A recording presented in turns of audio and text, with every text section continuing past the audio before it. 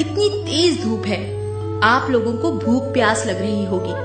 आप लोग अंदर चलकर कुछ खा लीजिए। महिला की बात सुन पहले एक बुजुर्ग ने उससे पूछा, क्या तुम्हारे पति घर पर हैं? वो तो इस वक्त काम पर गए हैं। तो हम आपके घर नहीं आ सकते।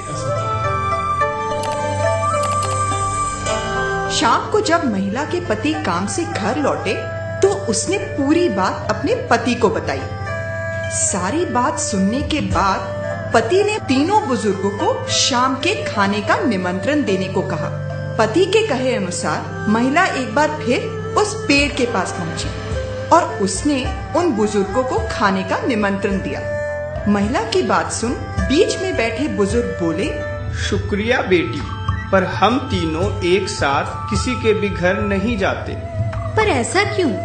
देखो बेटी, ये जो मेरी बाईं ओर बैठे हैं इनका नाम दौलत है, और जो मेरी दाईं ओर बैठे हैं इनका नाम सफलता और मेरा नाम प्यार है। जैसा कि मैंने तुमसे कहा था कि हम तीनों एक साथ किसी के घर नहीं जाते, अब ये तुम पर निर्भर करता है कि हम तीनों में से तुम किसे अपने घर ले जाना चाहती हो। बुजुर्ग की बात सुन महिला सोच में पड़ गई।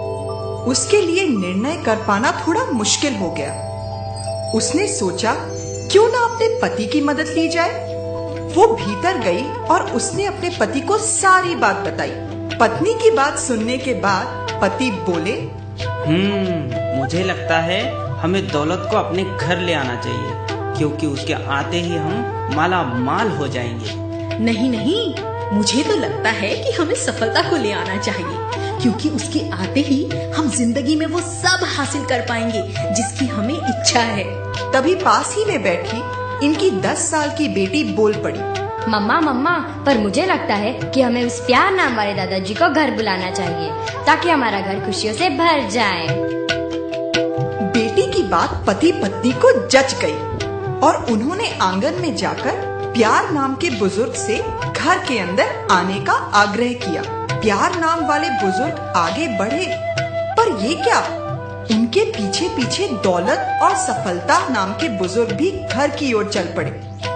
ये देख महिला को आश्चर्य हुआ और उसने बुजुर्ग से पूछा, पर आपने तो कहा था कि आप में से सिर्फ एक ही घर के अंदर आ सकता है, अब आप तीनों? बेटी, मैंने बिल्कुल सही कहा था।